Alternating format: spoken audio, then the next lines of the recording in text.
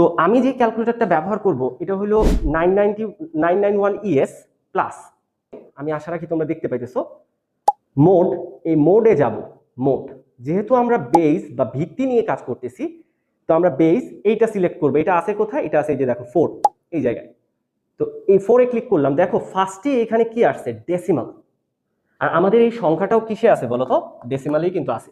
ডেসিমালে কত আছে? 786। তা আমি কি করলাম, যেহেতু এখানে ডেসিমাল সিলেক্ট করাই আছে, আমি কি করলাম, এখানে লিখলাম, এই যে এখানে দেখো লিখতেছি 786। এটা এখানে রাখলে চলবে না, এটাকে নিচে নামাইতে হবে। এর জন্য এই দেখো নিচে সমান সমানে আমি ক্লিক করতেছি। এইখানে সমান সমানে ক্লিক করলাম, দেখো এটা নিচে নামছে। এই সংখ্যাটা যখন নিচে নামছে, এখন এইটাকে আমরা কিসে রূপান্তর করতে চাই বলতো? বাইনারিতে রূপান্তর করতে চাই। আমরা যেহেতু বাইনারিতে যাইতে চাই, অর্থাৎ এই যে লগ, এই বাটনটায় ক্লিক করলেই আমরা কোথায় যাইতে পারবো বলতো? বাইনারিতে যাইতে পারবো। এই দেখো এই বাটনটায় ক্লিক করি, আমাদের বাইনারিতে নিয়ে যাবে।